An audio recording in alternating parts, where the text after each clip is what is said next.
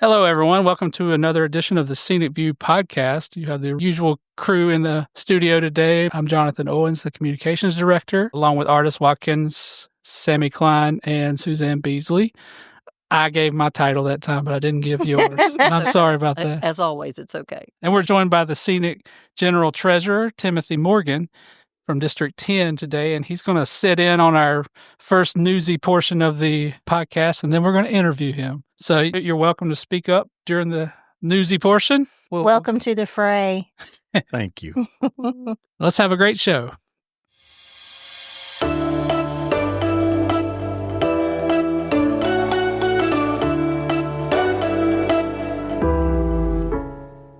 All right, so let's get down to business. Like I said, we do have some serious topics to get to. We have some town halls set up this week and possibly a few in the coming weeks around the Lantern program for the state health plan. The surgery program that state health plan executive administrator Thomas Friedman came on the podcast to talk about a few weeks ago. I think it's very important that we do this because we're getting a lot of questions. There's a lot of interest in the program, but also maybe some skepticism. Yeah, well, a lot of times things sound so good that everybody second guesses it. So to help answer some of those questions, we're holding a series of town halls, and the first two will have happened by the time you hear this podcast. That we're having one virtual town hall event that will include the executive administrator, Thomas Friedman of the State Health Plan, to answer questions about the new program, Lantern. It's partnering with the State Health Plan. And then tomorrow evening in Morganton, North Carolina, we will have our first in-person town hall, and we will have a Lantern representative there, and Thomas Friedman will also be available to talk about the new program and answer your questions. So if you're in one of those districts, hopefully you came out. If you didn't come out or you didn't get on a virtual, there's good news. Yeah, we've got more coming. So stay tuned for early December.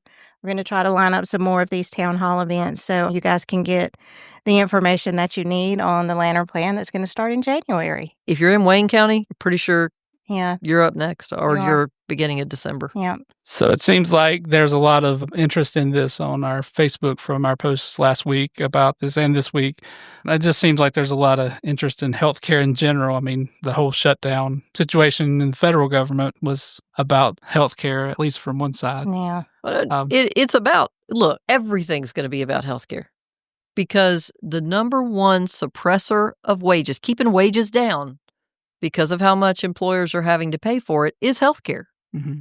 And so people are tired of not making enough to make the bills, and they're not going to make any more as long as the employers are just getting soaked by the healthcare industry, and they're getting soaked. Mm-hmm.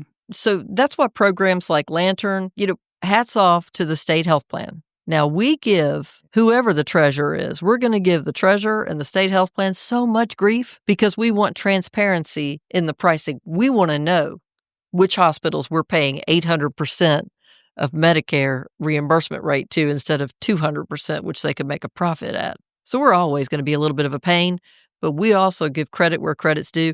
And this is creative thinking. If they can find programs like Lantern where members can get some of these elective surgeries right now for free from qualified folks and therefore drive their costs down, but also kind of push the market. Yeah. By doing that, push the volume to people who are willing to work for a reasonable rate and not want to get mega rich on the backs of state employees who are barely getting by. Because that's just messed up and wrong. But you know what? The whole nation feels that way. That's why you saw it figure in the national shutdown. And we're right now, we're maybe coming out of the shutdown, and it seems like to me, some people are starting, they defend Obamacare and they're opposed to Obamacare. Maybe it's time to have another fight about it. Maybe it's time to have a real discussion about the pros and cons of what happened with Obamacare and how can we change it to make it better. Or obviously the healthcare system is not working for America. What can we do to change things? It's not working. It wasn't working then. No. And so the idea, and why did we get the Affordable Care Act? Because that's as much as politicians could extract out of other politicians. Yeah. Because the pressure from the biggest lobby in America, which is healthcare lobbyists, was too much. So we got what we could get. And everybody thought, well, this will fix it. after that, you had to see subsidies and things like this. It was never going to fix it. Yeah. They're all going to have to roll their sleeves up. You can't keep kicking this can. They've kicked it as far as they can kick it, but... Well, and think outside the box like the state health plan has done with Lantern. Yeah, I mean, there's a lot of different... And I think that one side opening that can of worms may not like what comes out of it, you know? I mean, like, maybe there'll be a strong enough need for, like, Medicare for all or a public option, or maybe there'll be the exact opposite of that. But we do need to have a discussion, I think, again. Yeah. I mean, it needs to be happening all the time, right? Yeah. I say ongoing talks. Yeah. Everything will be on the table. But I do think it's a different country. Mm-hmm. For folks my age, when we were coming up, the very thought of having some kind of health care that the government played a role in, it was like, what? No. We'd have to wait forever. Mm-hmm. We wouldn't all the get horror good help. stories. And now, look at North Carolina. Yeah. We don't have the best outcomes. We're in the worst set of outcomes in terms of states when we get health care. But we pay number one the most in the country. And how many people have you talked to since COVID who are having to wait times that we never would have heard of back in the day for a surgery they need or a procedure they need? Yeah. We have another issue we kind of stepped into. So this week, State Treasurer Brad Briner and SEANC came out in support of an ophthalmologist's attempt to overturn the Certificate of Need law in North Carolina. And we can explain that a little bit. Certificate of Need isn't it when the state approves a certain amount of beds for a hospital in a certain area? Is that? Yeah. Basically, it's a way government controls how many people can enter the private market and be competitors. Yeah. In healthcare. So if I want to start an ambulatory surgical center, maybe I want to do colonoscopies. Ugh. But maybe I do. I can't do those kind of things without certificate of need. Yeah. So again, the state controls. So that's the government controlling the market. That's what blows my mind about it. People say they want less government. The government's all in the market when it comes to healthcare. So doctors are frustrated. They want to be able to open these ambulatory surgical centers and compete. Now, DHHS says, hey, we're worried about safety. What's funny is there's not a problem that's measurable that I've read anything about in other states where you have a more open and more open to competition system. And most of the time it would be the same doctors that would do it at the hospital would just do it at a... Right. If there's some sort of safety problem, you're going to have people getting, I mean, that's malpractice. There's going to be a lot of ways in which the doctors are dealt with. So just to assume that if somebody's not one of the major players that holds the ability and authority from the state to do this right now, that they're not competent, makes no sense. They're licensed medical professionals. So, Timothy, do you have any thoughts on the healthcare system in America? A pretty broad topic. But you are a member, and have you been listening to the Lantern discussion, and do you have any thoughts on that or what you're hearing from members? So I'm not really hearing a lot because there are a lot of questions that they're asking, but I have tried to persuade them just to look into it more, and I've been trying to help them as well. Yeah. Yeah. And that's fair. I think people right now are like, do too, right? Yeah. Well, and change isn't easy. I mean, people are, you're averse to change because it's uncomfortable. And this may be uncomfortable. A lot of people were worried that they wouldn't get to see their doctor. But the bottom line is you can still choose to go see your doctor and pay for it. Yeah. And your doctor may very well be one of the Lantern physicians that they've vetted or will for be the in program, the future when they or start. will be, yeah. So I think it's a healthy way to introduce some competition in the state's health. That's what it all comes back down to is competition. Yeah. Why should the government restrict in any way, whether it's through the health plan, whether it's through certificate of need? Why should the government restrict competition where we get fairer prices because the market drives that and we disincentivize monopolies? Yeah. But that all goes back to transparency. It does. If we're transparent, then we can just choose which way we want to go. Yeah, and I guess it allows the state to kind of choose winners and losers in that. 100%. Yeah. So, I mean, we've fought this fight a few times, right? I mean, we've come out of... Yeah, but I do think it's a different day. Same fight, but I do think it's a different day. And it's because it's not just the state health plan. Americans everywhere are hurting very badly in terms of health care. They can't afford it. and it's taking too much of their income that would go to other things. And if you look at the rest of the world, people just aren't having to hand over as much as we are. And you're handing it over, again, you're handing it over as an employee. Even if your employer says, we'll cover 100% of your health care, you're still handing over money as an employee because it's not in your wages. Yeah. Because your employer's having to give it to the insurance company. That's right. And I think I saw a stat a few days ago that during all this, that up to like 30% of people's income or what they could be making is going to health care. It is. So I can tell you that from SEANC. We have to provide, not have to, we choose to provide health care for our employees because it's the right thing to do. But we're a small employer. And guess what? It's really expensive, but it's an important thing that everybody needs. At the same time, it sure would be nice to have something actually affordable and to be able to do better by our employees and wages. So segueing from the cost of health care and how the cost of health care for state employees has gone up in their premiums, but their wages aren't going up. We continue to try to highlight for the public and especially for lawmakers why you need state employees who are qualified and will stick around. And you have to give raises for them to do that. And also why you don't want to cut state government, because here's the kind of things people don't think about that state employees do. This week, the headline is State Agencies, this is Carolina Journal, by the way, State Agencies issue warning after suspected North Carolina botulism case. This botulism was linked to a baby formula. It was a suspected case of infant botulism. Now, as a parent, can you imagine anything worse? Mm-hmm. And the North Carolina Department of Health and Human Services announced Tuesday there was a recall of this, and it had been expanded, this formula, and it was expanded after more than a dozen infants across the country became ill. And DHHS, along with the North Carolina Department of Agriculture and Consumer Services, issued a joint alert on Tuesday of this. This is... Today's Wednesday. Yeah, today's Wednesday, the 12th. So on Tuesday, the 11th. Regarding an expanded recall of By Heart Incorporated Whole Nutrition infant formula. At any rate, this is something HHS and Department of Agriculture look out for us to make sure people know about it, to make sure they can investigate it. And HHS sent a message to providers all across the state, warning of the recall. And, people think of what they can really see. Teachers, because we've all had a teacher, they think of that. Okay, that's part of government, public employees.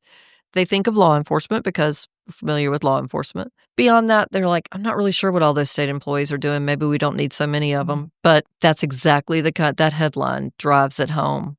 HHS and agriculture have people, y'all, that try to protect all of us, but especially our babies. Especially the little babies. Terrible diseases like that. And it doesn't click. products. The public perception of state employees is always challenging. And I'm not sure anybody would have thought the Department of Ag had any part in this alert. But well, Sammy, you said something about deer.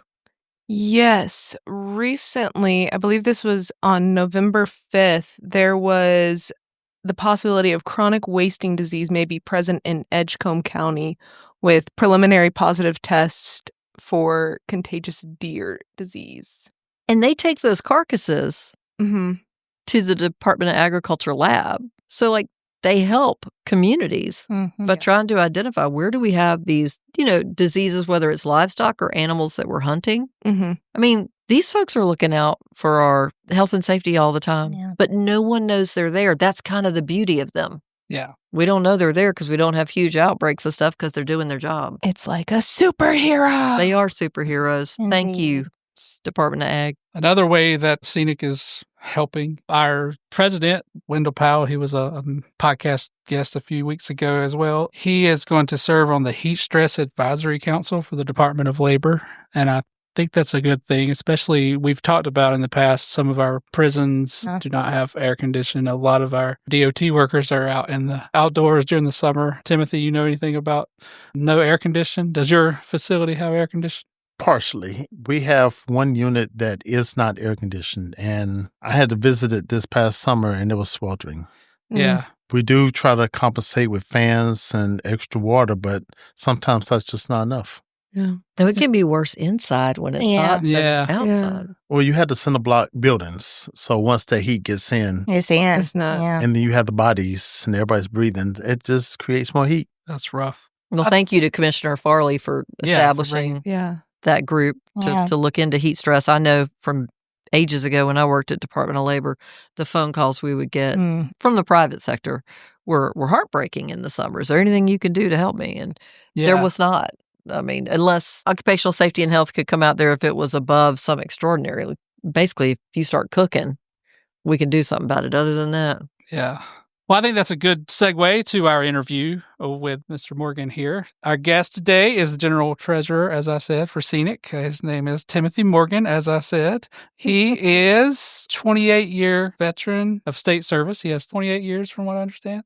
Yes. All at DAC or all of DPS? Okay. And you're from Salisbury, North Carolina, right? Yes, home of Food Line and Cheerwine. Cheerwine, that's right. No plugs, but He's been very active in District 10 for many years, and he is a proud alum of NC-A&T State University. Aggie Pride. And we did talk a little bit about football before the... He don't want to talk about it for some reason. That's kind of rough. See, we had a whole discussion. I thought A&T was really good at football, but I guess I was... No, but I will shout out our women's basketball team. They are where it's at. Okay. All right. Yeah. Girl power. So, Timothy, just tell us a little bit about yourself first off, and then what made you want to run for treasurer? Well, when I got active in SEANC, it was just come join. And the more that I participated, the more I saw. Became district chair, started attending the Board of Governors, and I just saw how much was being done across the state and what more could be done across the state. And I'm the type of person, even with my fraternity, I like to get in, roll my sleeves up, and just get to work. Yeah. And I think there's a lot of work that can still be done, and I'm ready to work. Your role as treasurer, as we talked about in our interview with the other officers a few weeks ago, the treasurer seems to be the most like hands-on, the busiest person of... Very. And have you seen that so far? I saw you brought in a stack of papers that you had to sign here. I did. I love numbers, and I serve as treasurer in other organizations. So this is right up my alley, but working with numbers and just making sure everything is accurate is important to me. Now, let's talk a little bit more about your state service. Did you start at Piedmont or did you? I did. Okay. I started as an officer and served as an officer for 23 months. Okay. Then I went into programs and have been there ever since. Okay. What does programs mean for our listeners? So within the prison system, when an offender comes into the system, we look at their criminogenic needs to see what we can do and offer to them to try to change their mindset and keep them from coming back and reoffending. Well, that's the goal, right? To that rehabilitate. Is. Yeah. You don't just lock them up. You want to... No. Yeah. No. Okay. And Piedmont, is that medium security or has... We're actually processing. So we get minimum, medium, and close custody offenders. Okay. Wow. That's kind of tricky. Yeah. So are you like the first place they go? No, actually, that is what we call our diagnostic department. Oh. Programs is dealing more so with regular population. Okay. But I do have some hands-on with processors when they need my assistance. Okay. Oh, I'm so wanting to pick your brain. Okay. After, a lot of attention was brought to our whole state's criminal justice system after the attack on the light rail in Charlotte. And we've been talking on the podcast about the intersection of mental health and corrections or law enforcement, all of it together, and how very difficult that is. You just mentioned that the whole goal is to try to make sure folks don't end up back in the system, that they don't go out and hurt somebody or steal from somebody again, and that you don't see them again, that they have a productive, happy life away from you and not bothering anybody, right? Right. Has it been your experience that over the years, more and more money's been thrown at y'all so y'all can try to achieve that? Well, that's kind of slippery. The money has been brought to us so that we can work on new programs. But in a situation like what happened in Charlotte, in my opinion, that's a totally different entity that deals with mental health. Yeah. And if we could have facilities like we used to have Broughton and other places like that, where we can treat individuals with those needs, that would make it a lot easier for them to get the help they need on that end. For me, I don't have that background, so I'm not able to help treat somebody in that situation. Right. You're not going to give psychiatric treatment, but you've got to have folks who've come through there who are in the prison system, not a mental health system. Right. And who clearly have some mental health struggles, whether or not they need to be institutionalized or something like that. But they're struggling with mental health issues that might prevent them from being able to have meaningful full-time employment and a life that might keep them away from things that put them in prison. True. And so I'm wondering, I wanted to pick your brain about that and see if there's anything that stands out to you that we could or should be doing. Like I said, in my opinion, that needs to be away from the actual prison system. Maybe we can treat what needs to be treated, and then we can implement the different programs to help them. Okay. But the underlying issue is they need the treatment. And we've I think we've talked about that too. We talked members who work in DHHS facilities who they actually say they've got patients who technically need to be in prison, and you guys have got folks in prison that technically need to be in a bed in one of those facilities. Yeah. So and it takes investment to do that. Yeah, it does. Right now, we're not. And sometimes seeing at the court level, I mean, sometimes it's hard to get it right, and it is, because a lot of times in the courtroom, and sometimes I see individuals coming back that are medicated. And when that medication runs out or wears off, then you get a whole different person. Yeah. So it's kind of hard to dissect initially. Yeah. Unless you have a history with that person.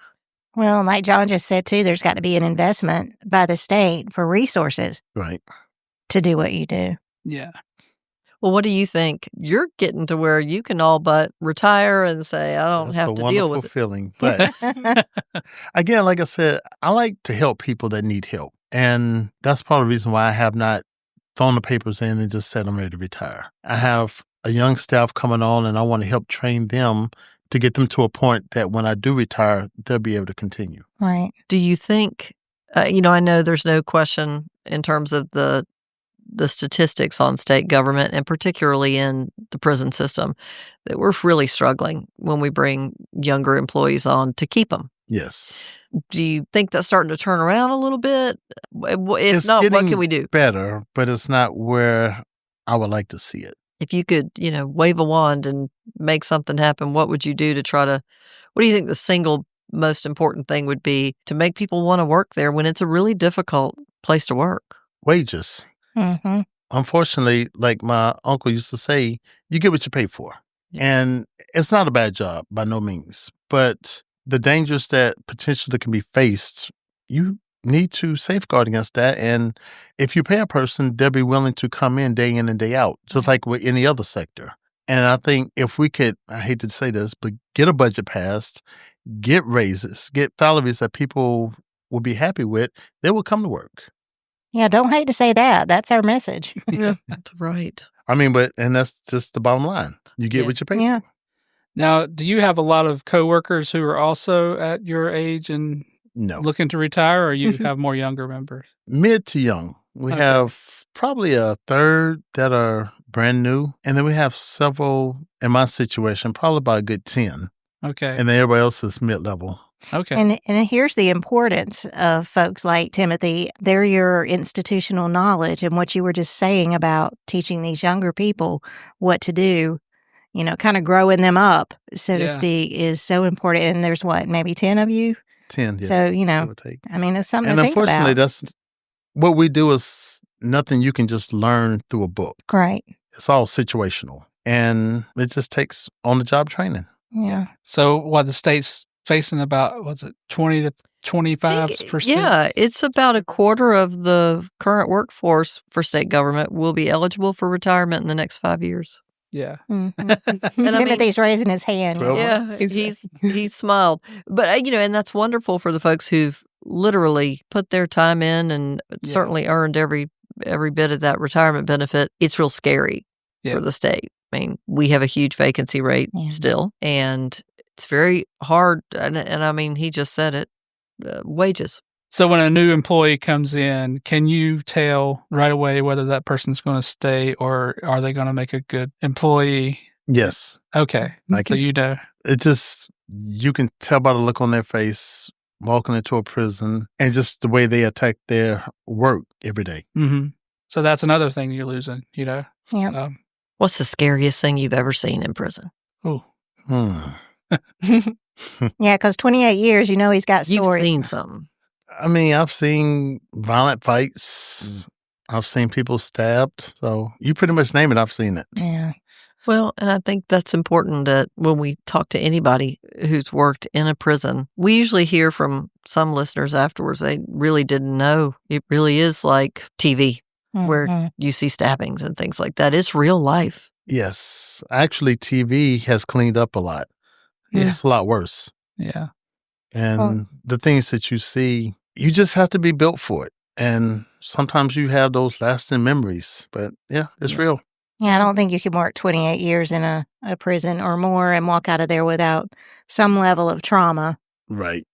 just from doing the work. I'll tell you right now, I'm not built for it. I used No, to me say, neither. I'm so I'd thankful cover my for ears the and say la la la la la for my mom's ICU stories. Oh, yeah. Yeah. I mean, I'm thankful that folks are able to do it because, Yeah. we need folks to do it, and we need folks in law enforcement on the street. I think what would scare me more, I wouldn't be cut out to do either job, but it would scare me more to be in a prison because I would feel, from what I've heard from folks who work in them, that there's not a second of the day I can let down. Mm-hmm. Never. From the time you walk in to the time you get to the parking lot, you always need to be on guard. Mm-hmm. Yeah, something's always stuck with me. One of our members told me that a policeman deals with people who may be criminals, but a correctional officer deals with people who are criminals. Yeah. Definitely criminals, right? Right. Now, what's the vacancy rate at your prison, and has that changed in recent years? Or I don't know the exact number, but it's high. And no, it has not changed for the better. yeah, it hasn't really. Okay. Actually, in my department, we had one position frozen just a couple months ago. So we'll probably never get that back. How difficult is that to deal with as an employee? Extremely. Because regardless of how many employees we have, we still have the job to get done. Yeah. So whether I have 10 people or 2 people, we have the job that we have to get done. Yeah, and the dangers are there, no matter how many Always. people are there. right? Always. And I think the piece that blew my mind when I learned about it is that the dangers aren't just there while you're there. It is a sobering statistic nationally that folks who've worked in a prison die within just a few years of retire. You better not ever retire because it is a literal statistic, though. It and is. Yeah. because of everything it puts your body and your mind through. And I don't think the public understands that usually either, because why would they? I worked here and didn't think about it until somebody showed me the statistics. And what is it Honestly, like? a lot of people that I talked to had no idea what I did for a living. And when I start telling them, and we would go through different scenarios, they had no idea. Because Mhm. again, it's what you see on TV. And a lot of times on TV, it's glorified. And if you do see something violent, it's nowhere near what really happens. Yeah. So the general public does not have an idea. Well, not to be all gloom and doom, let's talk a little bit about something happy. SEANC. What are your thoughts on how we move SEANC forward, and what does SEANC need to do to accomplish? Well, first and foremost, in my new role, I am ecstatic to be with our new president, our new first and second vice presidents, and you all as staff. And it makes the job, it makes it happy for me. Okay. And I'm great. just looking forward. I want to Give us a few months. We'll see. I just want to get out and, like I said, see different people. I've done some networking. I'm trying to get to different district meetings just to get out and meet people and try to help where I can. You're so calm and so Yeah. dignified. If I met you, no, I wouldn't think that you'd ever worked in a If job you where met you me saw 28 years ago, I was not the same person. Oh, really? So you Okay. got calmer? Oh, God. Yeah, I used to be a handful. Maybe Uh-oh. I'll be that Yeah, calm one I would day. think you're in a boardroom somewhere if I just met you. But I will say I've always noticed you're noticing everything at all times. I do. And that I think that's part And I of the position job. myself so I could Mhm. watch the room. You're watching everything always very subtly, very calm, not paranoid or anything like that. It's very calm, but it's So basically, what I've gotten out of this, though, is outside of the important work that you do, SEANC is your happy place. It is. Okay. no. So what do you tell someone who's thinking about joining? What can they get out of SEANC? Honestly, when I have somebody that's interested in scenic, I invite them just to come out and join us. Yeah. See for yourself what we do. And when they see the work we like to do with the community, the different avenues we try to take to make state employees' lives better, they usually join on real quick. Well, having been a district chair, it'd be useful, I think, to a lot of people listening who would have no idea what do these scenic districts do in the community. What's an example of something the district did to give back to the community and maybe people like to get involved in? So some districts do highway cleanup.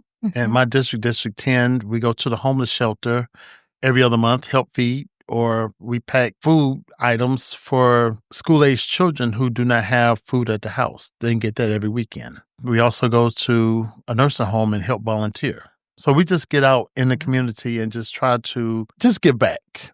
Wherever there's a need that you can plug your people Wherever. in, yeah. I'm always impressed to hear what the districts are doing. And y'all don't brag about it a lot. No. Well, we might want to brag a little more because I'm very proud of y'all and proud to be part of Scenic because the districts are doing really They are. And I think some people just see Scenic as Scenic, this just big complaining about organization. raises, right? Yeah, exactly. And they don't understand all the community involvement and one-on-one, the people that It's North Carolinians helping North Carolinians. Exactly. Yeah, because a Scenic member has a family member homeless. A Scenic member has a family member that is in a nursing home. Right. So we're giving back. Yeah. Like you say, North Carolina giving to North Carolina. Well, we're happy to have you on board, and we look forward to at least 2 years, right? Are you thinking of moving up after those 2 years? We'll see how it goes. One day at a time. One day at a time. That's a politician right there. Well, when the mic's not hot anymore, I want some of those stories about when you were younger. Yeah. Outside the room to make sure. Yeah. Okay. Because the young lady on the mic, Sammy, I'm sneaky. as long as she doesn't have her camera, we're okay. Love it.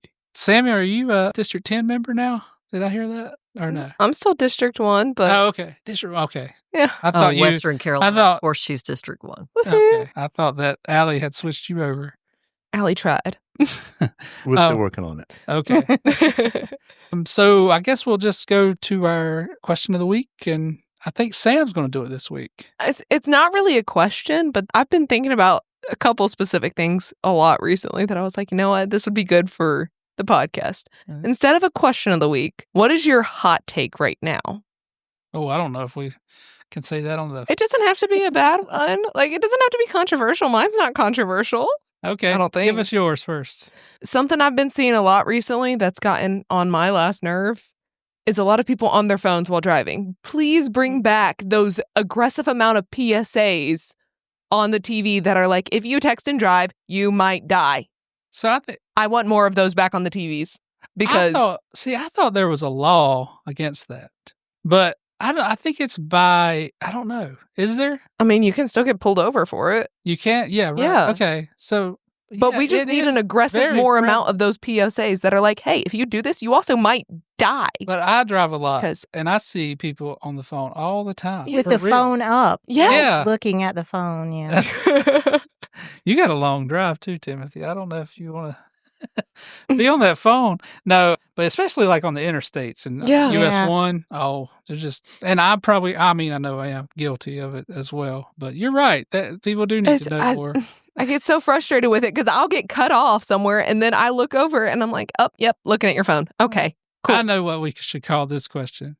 What's grinding your gears? What's You grinding remember that whole that. thing? There used to be a segment on the radio. Anyway, I'm probably That. dating you got anything that's, Well, mine's Oh. kind of phone related too. My hot take, so to speak, would be it is your phone, your mental health, your lack of sleep. Yeah. It is Yeah. your phone. I think the phone is really hurting everything pretty much. Yeah. We are a different society because we're all glued to our phones. If you watch a show or a movie from like 6-7 years ago, it's a Mhm. totally different experience. Like Yeah. we watched some show. It was about a high school. It was that senior year on Netflix. Oh, with Rebel Wilson. Yeah. Yeah. And like, no one's using the phone. This is really Yeah. unrealistic. And it was Yeah. only a few years ago, Yeah. So it's true. It's really taken over everyone's life. It does. My son's 35, and he's the last of the generation that knows what it was like to live without a phone. Yeah.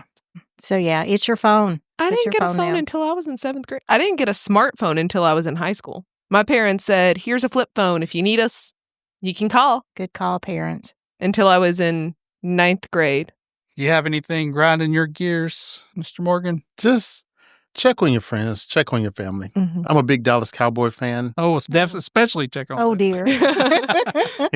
But I'm just saying, just going back to mental health, just check on people, make sure they're okay. Especially if they're Dallas Cowboy fans.